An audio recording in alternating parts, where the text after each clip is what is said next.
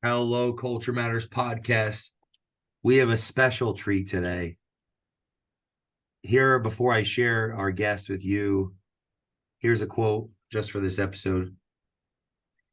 Courage allows you to be honest. Phil Mancuso. El Presidente himself is rejoining us for the Culture Matters podcast. If you've listened to the show, episode 110, episode 126, we talk about Hyzengas and all these other things we'll get into.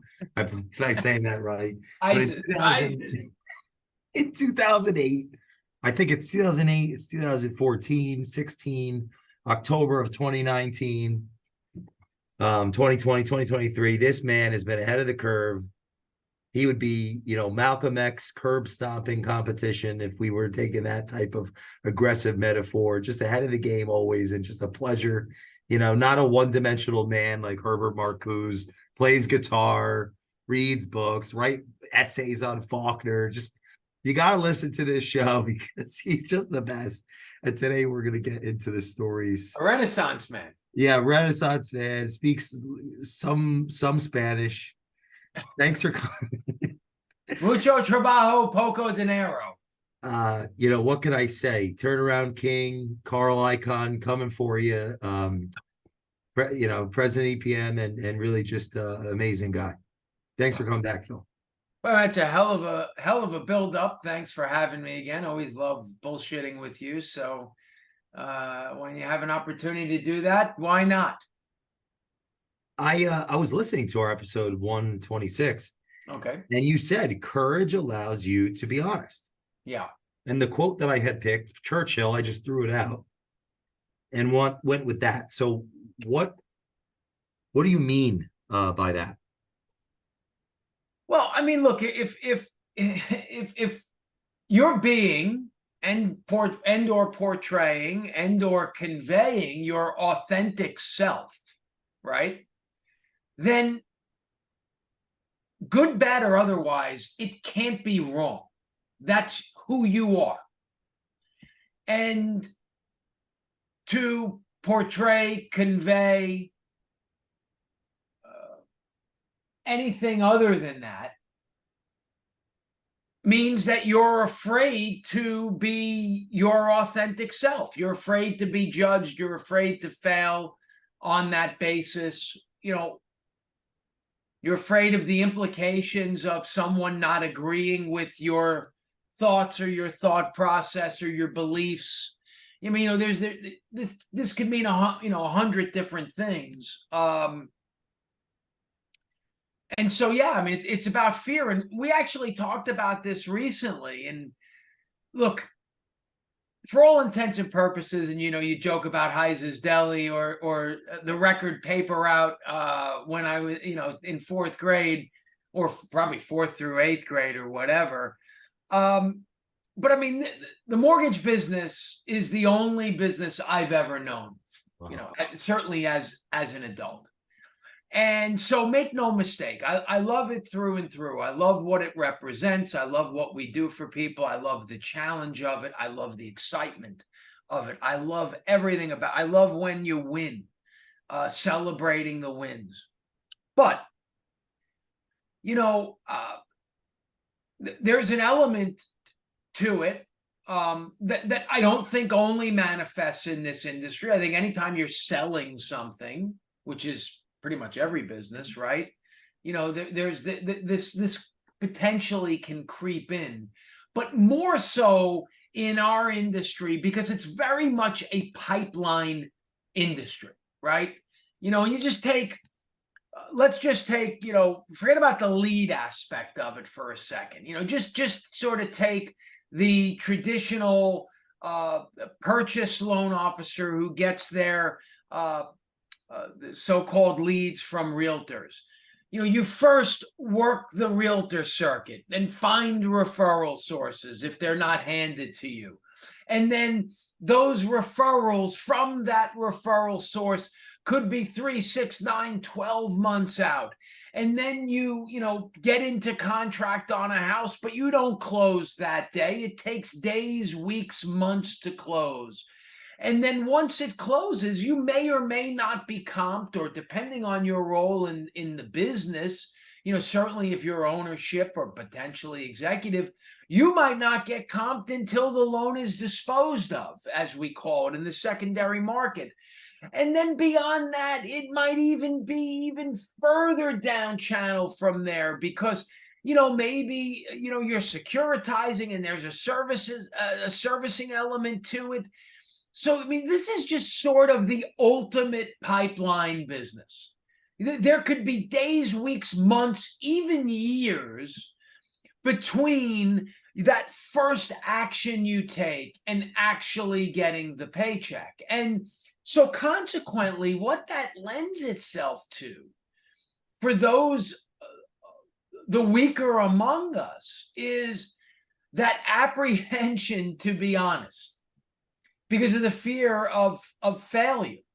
And so, that manifests itself in a number of ways in our industry, from the good old baiting and switching that used to go on, maybe less so today, on rate sheets and comp. There's a lawsuit going on right now, or prospective lawsuit. I don't know if it's officially been filed, where there was a lender that was paying signing bonuses, but you'll get it 2 years later or whatever it was, if you're still with us, and then got rid of everybody on 2 years and -1 day, but mostly because those people didn't live up to, I would venture to guess, didn't live up to what they purported to be able to bring.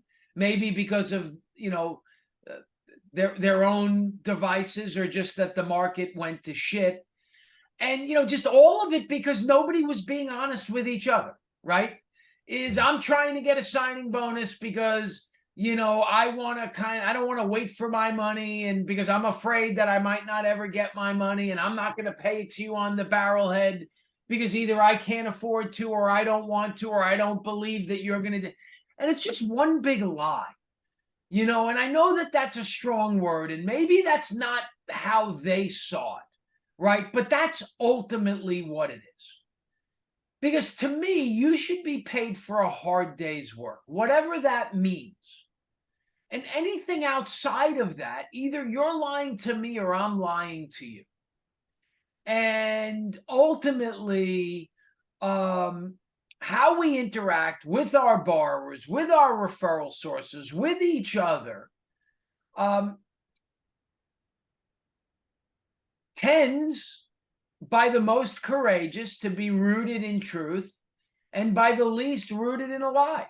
We never paid those signing bonuses. We never chased that stuff. We said, look, you want to do business with us, you do it because of culture, because of reputation, because of performance, not because of money that we're stupid enough to pay you on the barrelhead that you've yet to earn.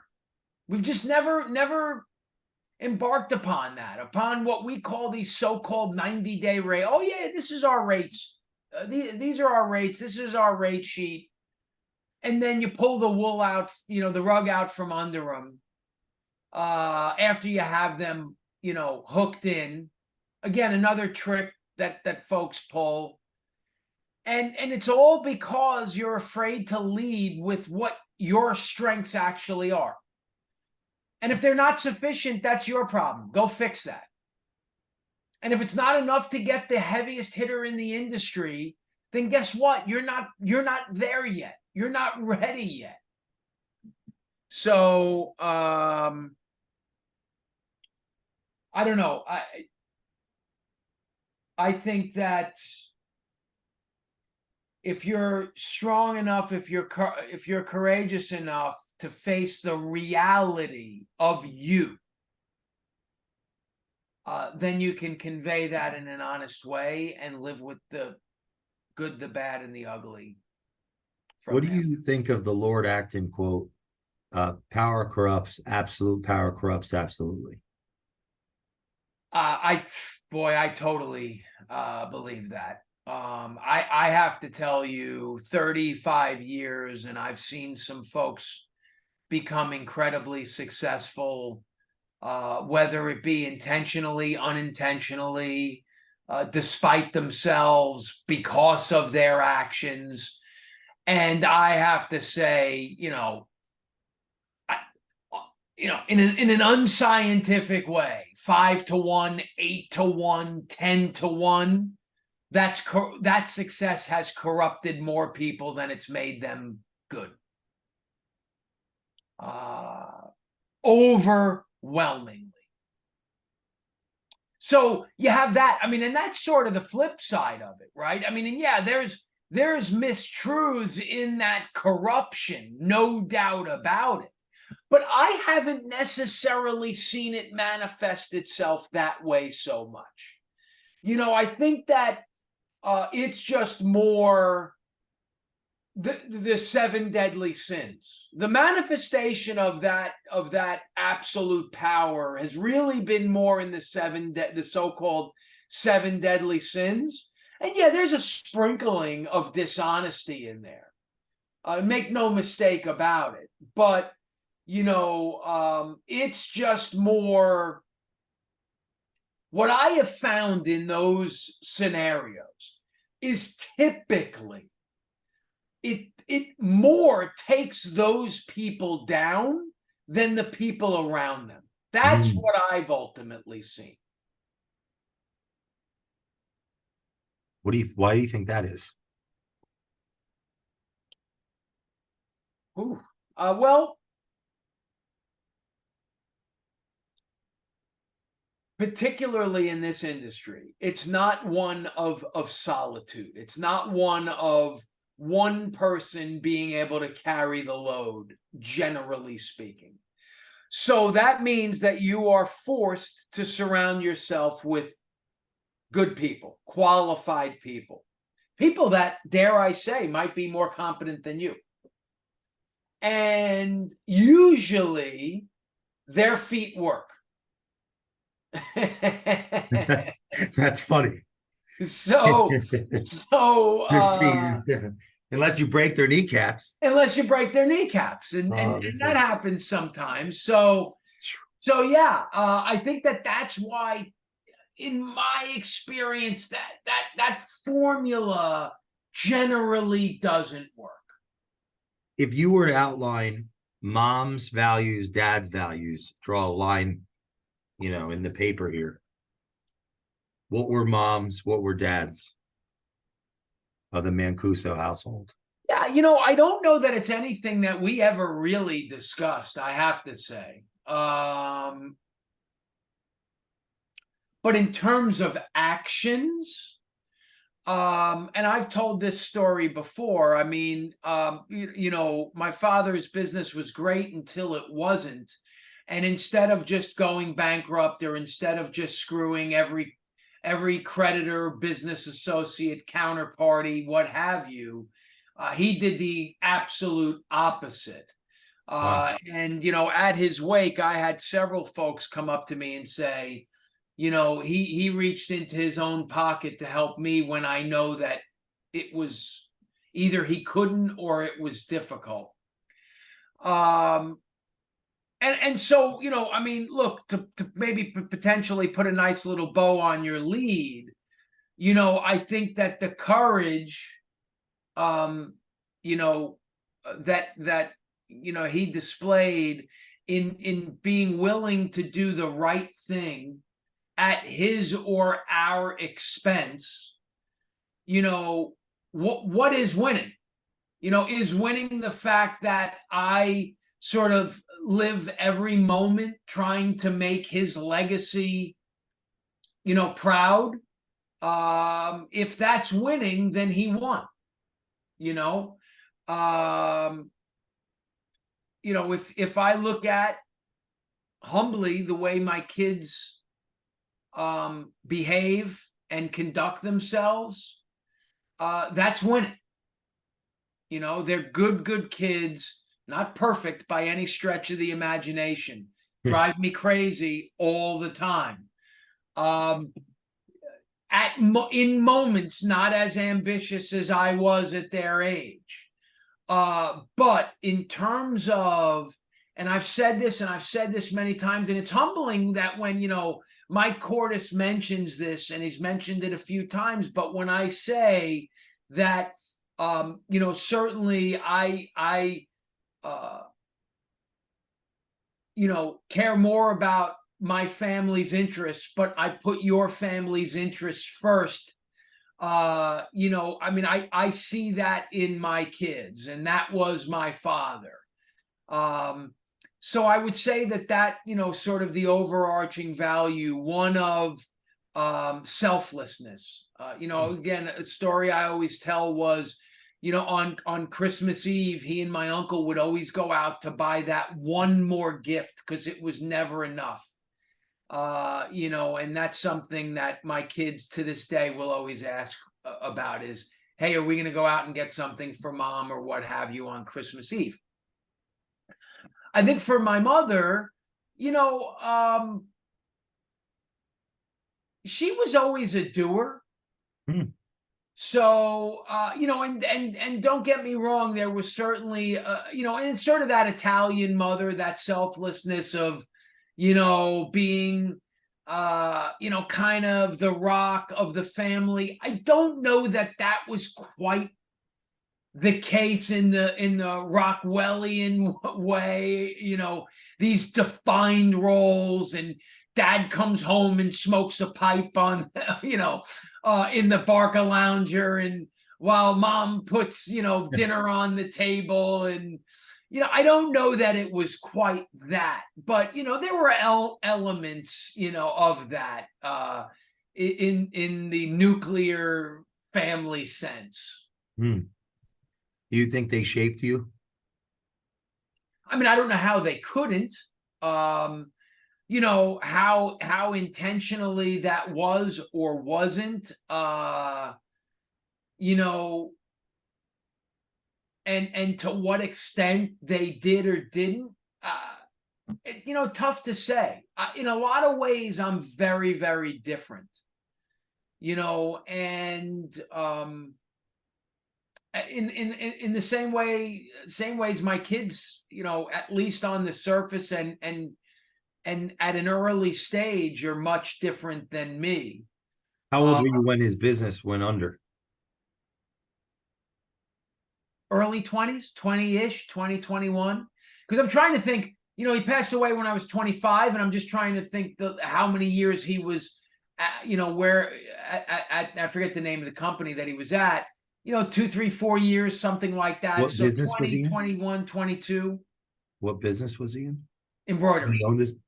He owned that. He owned the business for 20, 25 years. And then when he closed it, found, and I forget if he knew the guy or how everybody kind of knew everybody in that business, but how he came to work there. And gosh, his name escapes me at this point.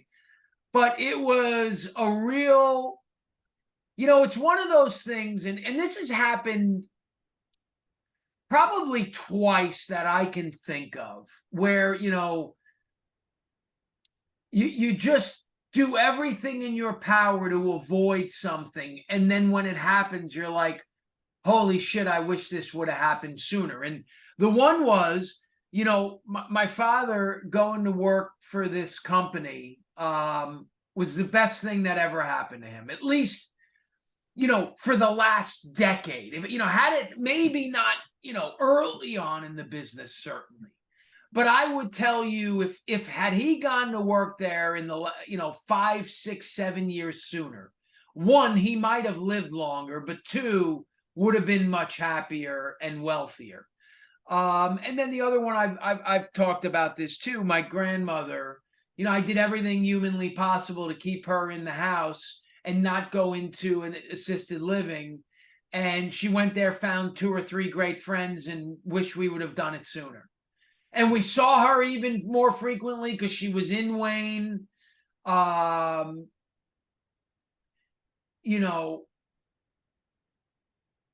There's this passing of the torch, both literally and figuratively, right? Maybe it's just a different milestone in your life, but, I'll never forget, we used to call my grandmother every night, just see Wow. how she was, and you know, even if we had seen her yesterday. And I'll never forget this. We were in the playroom in the Wayne house, which looks to be closing tomorrow, and I hope so. We'll finally, Congratulations. thank you, finally close that chapter. And then I've held on to my grandmother's house now for 20 years, and that's supposed to be closing on Wednesday. Wow. Anyway, long story short is we were in the playroom in the Wayne house, and this would have been, you know, 07-ish.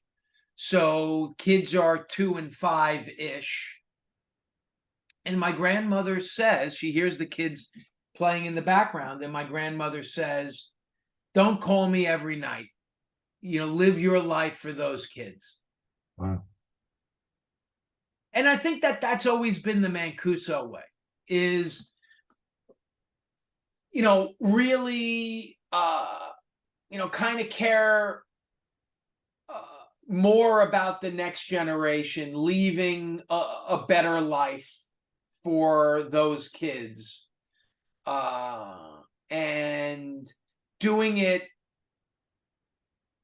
dare I say, the right way. What did your father's father do? He was a painter. So one of the reasons why I hung on to that house was he painted a bunch of murals in the house. Wow. So he was an artist, but that didn't pay the bills. So he painted and then did some murals for extra money. But you know, it's interesting. You know, you talk about, I was the first kid to go to college, but you know, at one point, they actually had, whatever that meant, a fair amount of money. Like there was this like big house across the border in New York that they were going to kind of turn into a bed and breakfast. And, you know, I'll never forget at my grandmother's funeral, a cousin always said that they referred to us as the rich Mancusos. Now, I could tell you that they weren't rich. They had money, but they weren't rich. But two, interesting what rich was back in those days. You know, my uncle was an office worker for Red Star Trucking. My grandmother was a seamstress.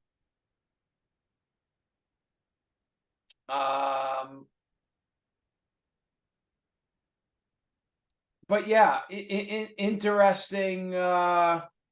What inspired Dad to start his embroidery business? And I'm thinking that's like 1970 or 71. Yeah, something like that. You know, I don't know the answer to what made him start, That's other like than JFK or no, wait, I'm he sorry. worked Ford, in, Nixon.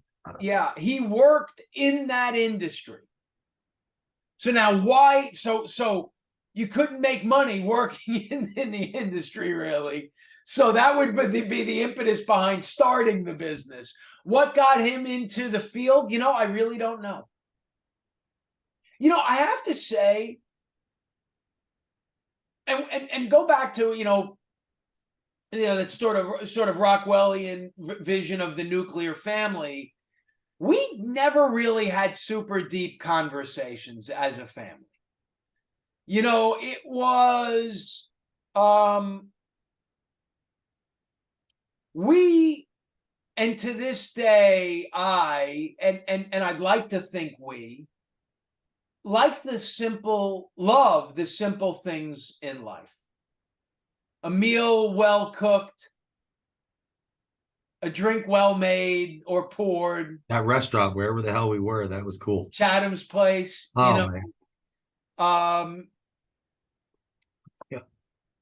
Wrestling on Saturday nights, you know, wiffle ball out in the street, watching, you know, football on a Sunday, watching the Yankees. We really never talked a lot about goals, about what, you know, about that kind of stuff. Yeah, it was about life. What are we going to do this weekend? Wow.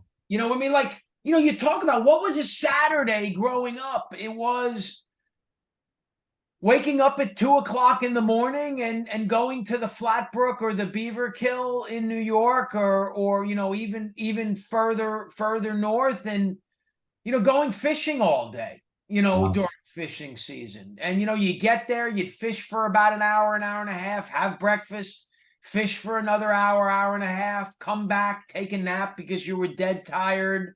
No cell phones at that point in time. We'd be gone for 14, 16, 2 o'clock in the morning till 5 o'clock, 6 o'clock at night, Who was we?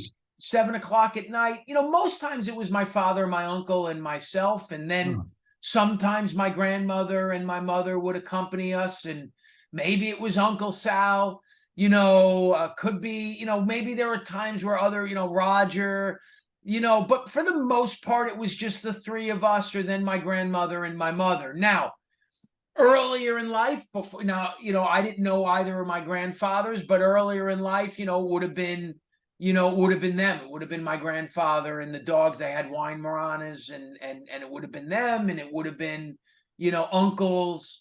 Later in life, my buddy Tim came hunting with us, but I mean, we would just get lost in those moments, gone for all day. And there's nothing better than to take a little old Coleman grill out there and make hamburgers out in the wild, and they always tasted better. And that to me was what life was about. wow. At the time, were you thinking you'd become this big success? This is a little bit of a trick question, but I'll answer it honestly. I've been thinking about this lately. Really? Maybe it's my advanced age. Maybe it's the fact that I've seen this post on Instagram a bunch, which is, and I don't remember it by heart, but they were talking about the qualities of successful people. And one of those qualities was that they either feel special or felt like they were put on this earth for a reason. Oh, And quite frankly, Jay, I've felt that since I can remember. you joining me for this podcast, Jen? I need the fob. Oh, here. You should know as well as anybody, she hates being on camera. Yeah. Love you, babe. So you felt, yeah, I'd rather keep it real and take that out. If we're going to talk about courage, right? Exactly. You felt special. You had a destiny. Is that, Yeah. did I hear that correctly? Yeah, I felt from an early age that I just felt like a heightened sense of enlightenment, if you will, not like a Gunga Galunga. I got guru. going for me, which is nice, Bill Murray sense, but yeah, just that there was some sort of greatness that I should aspire to.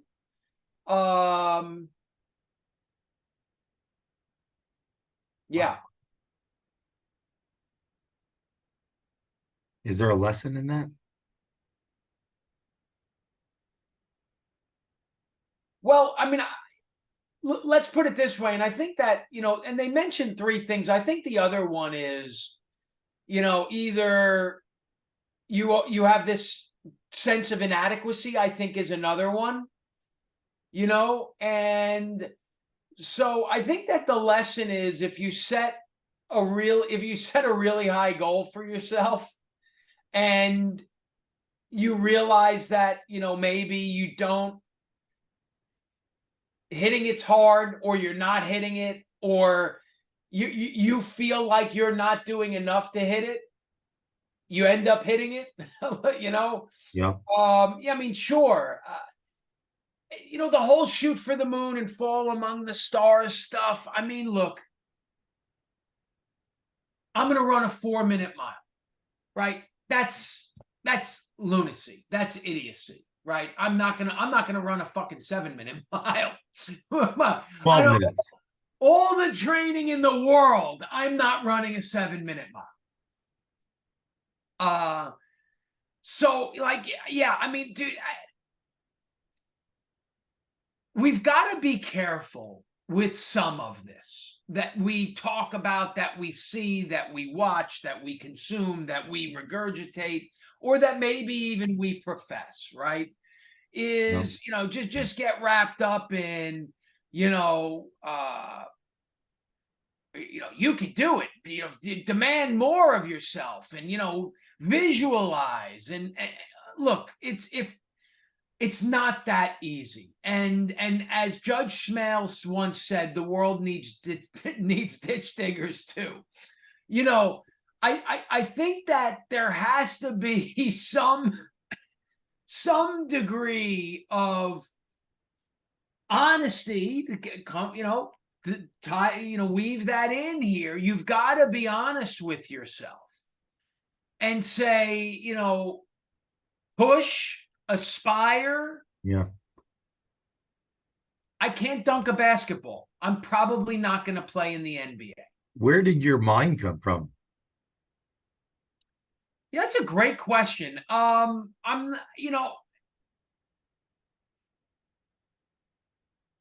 all of the Mancusos that I knew always were sharp.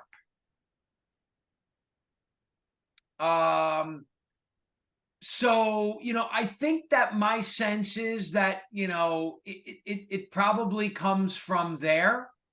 I think that on my mother's side, the Riggies, probably, if you look at that, that's the street smart, entrepreneurial, if you will. And I think that that's sort of the convergence. One of the things I've said that has probably been my greatest asset in business and perhaps in life to some extent is that I do have the ability to think with both sides of the brain. And so, and I think that that's likely where it comes from. I think that, the Mancuso is firmly one side of the brain.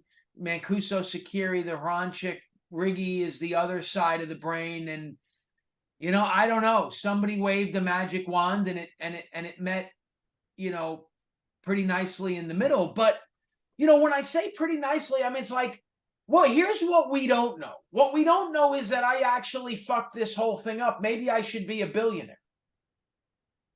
I mean, right? Is like, who's Powerful. to say that I've been successful? I've made more money than those who have come before me. Yes. I've done things, I own things that in our wildest dreams we would have never contemplated. But maybe, I mean, look, I've joked about this often. Some of the calls that I've made on the market,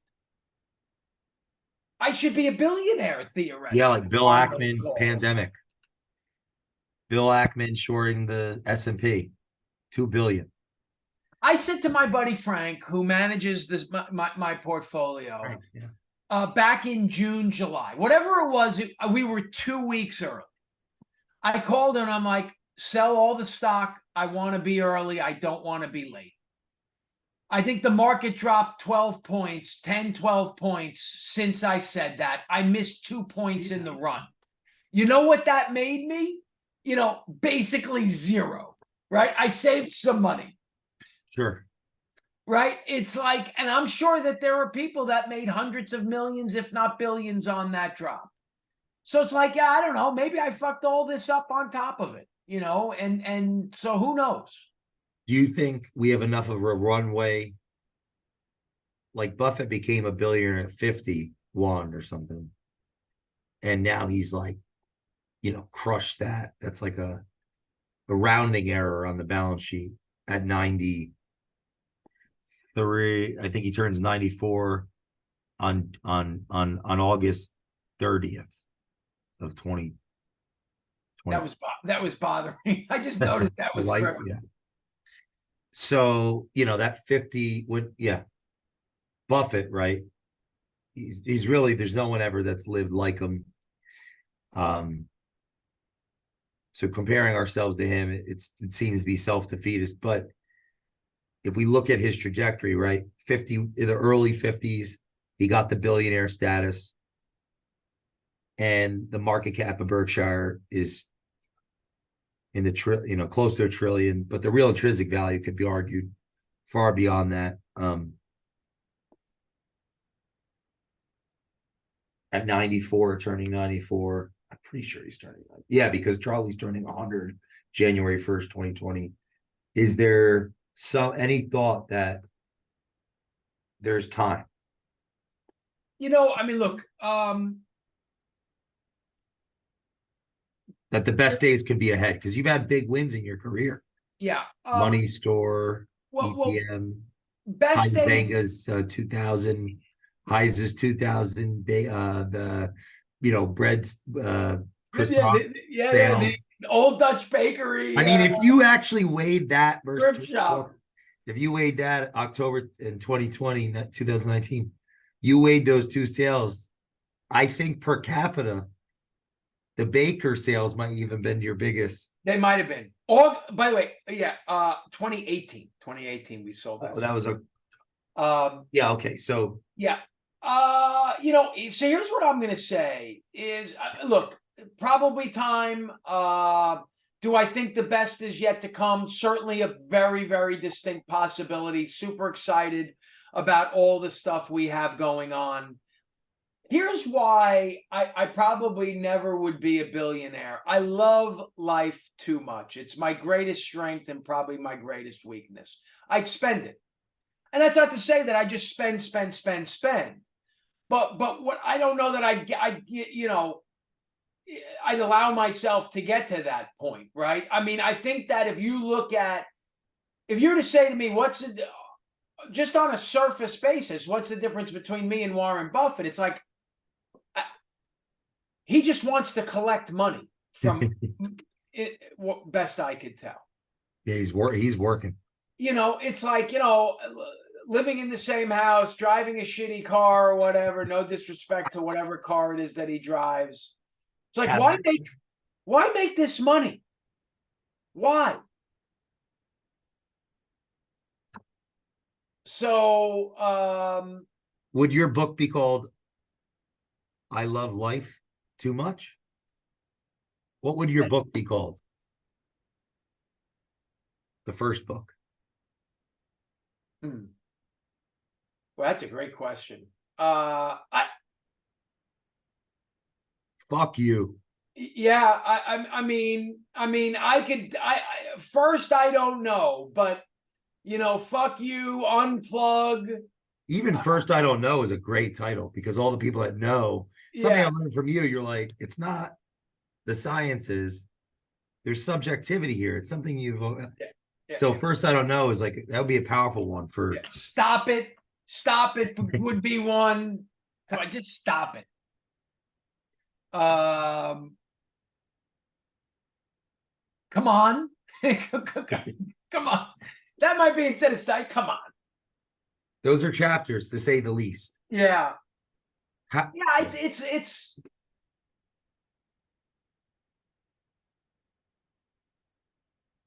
how do you take everything so seriously? I mean, critically, fatally seriously, yet at the same time, take nothing seriously. And that's ultimately who I am. Is I tell this story, Tim and I, we would almost come to blows playing board games, playing wiffle ball, right? Thomas and I go out on the golf course. I mean, I see red, when he does something stupid, right? Yet at the same time, I don't care. And I think that what it comes down to, and what I really try to convey to everybody, certainly maybe most my kids, is, and it's part of that loving life, it's about the journey. It's about the process, not about the outcome. And I tell them, I don't care about the shot. I tell Nick, I don't care about the outcome of the pitch or the at-bat. I care about the care that went into it, the thought process, the again, when you talk about courage, right? The courage that went into the execution. What I don't want to see from them is fear. I'm afraid to hit a bad shot. No, I want you to hit your most courageous shot, and if it doesn't work out, so be it. Because part of it is, some of that is self-loathing, because I've had many cowardly moments in my life, part and parcel because I didn't have the benefits that they have. As my father, we've all done a little bit better. I didn't have the benefit of the success that I've had relative to my father financially. Okay. So in that regard, I remember what it was like to maybe leave something out there. And I don't want that for them. I don't want them to have those regrets. And admittedly, I don't have as many as maybe I should have or could have.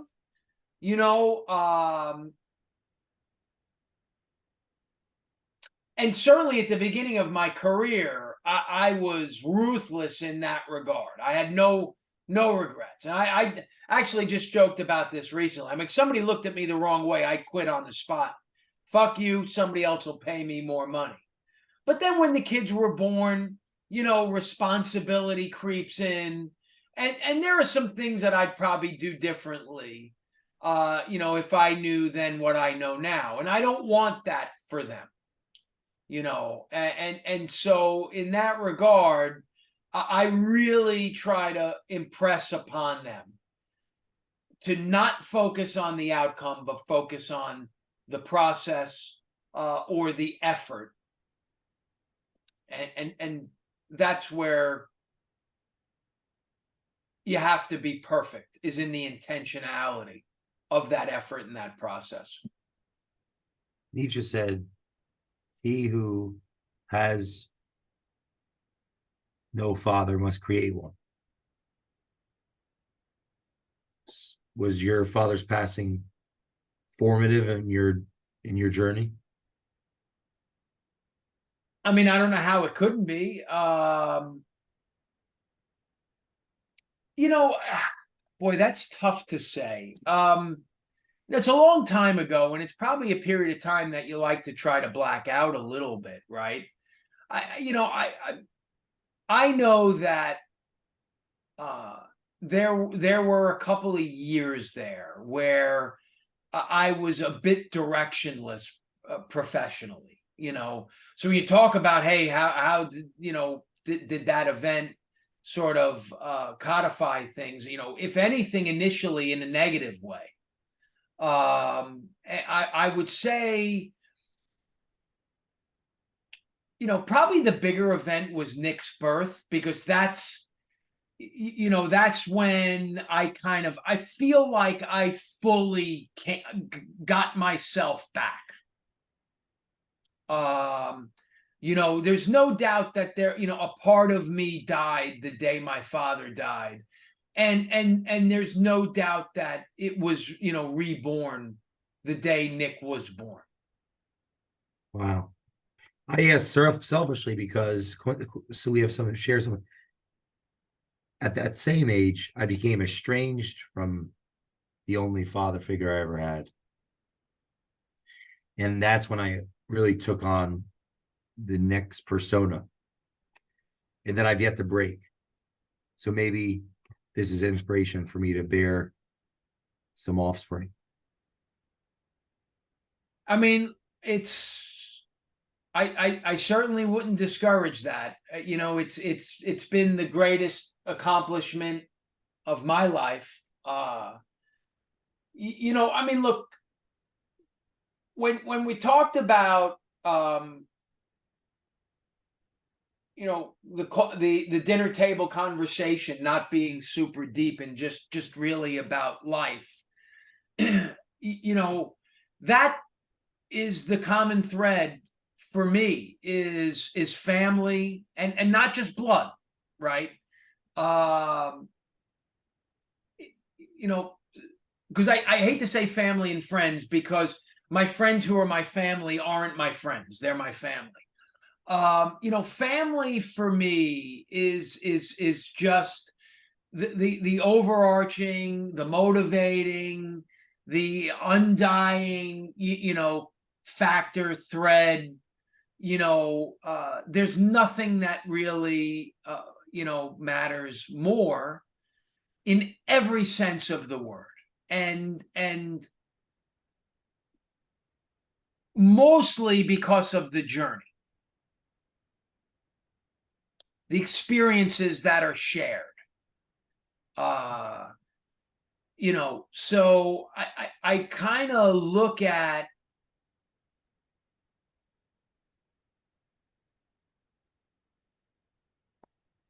when you talk about maybe this is the impetus behind those moments. I can tell you are everything, and you have so few of them. I mean, that's the thing is children are finite. They're only an infant for a year. They're only a toddler for 2 years. They're only whatever that next phase is, a rugrat, for 3, 4, 5 years. They're only a preteen for a couple of years and a teen for 4 or 5 years. These are all distinct periods in their lives. Your 5-year-old child is not your 2-year-old child. Might as well be a totally different person. So, in that regard, that would probably be a regret, although obviously with the caveat, if all other things were equal, because you don't know that all other things would be equal, is I would have definitely had kids sooner. It was always that thing where, when we're ready, we're ready. I would have gotten married a little bit sooner. My father would have been able to be at the wedding. Would have had. I was 30 when Nick was born. Huh. So, I wish it was sooner. I wish it was, 3, 4, 5 years sooner. In closing, what do you want the audience to take away from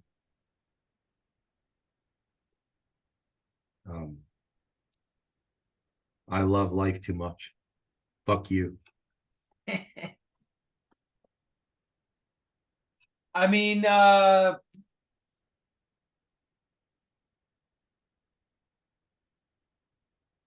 everything.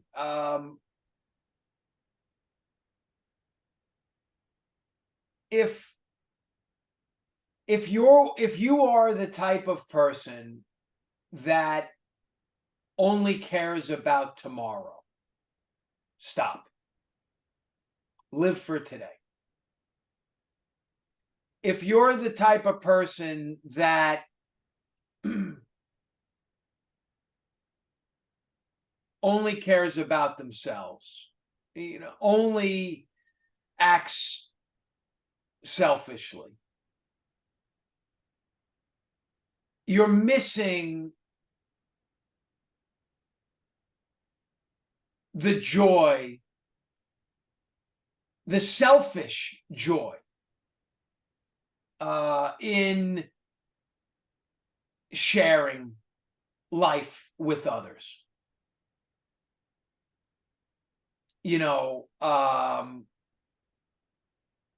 If you're the type of person that keeps waiting, for when you're ready, you're never ready.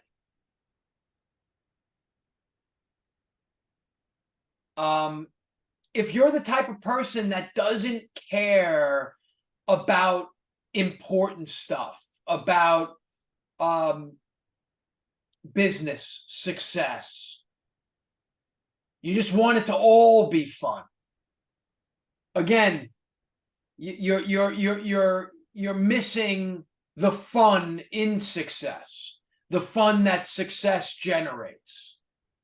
Live a balanced life. In every way, shape, and form, as best you can. That, to me, I think that if you were to ask me what has my love-hate relationship with life, resulted in, is balance. Is balance and appreciation and perspective and taking what I'm trying to do incredibly seriously, but not taking myself very seriously.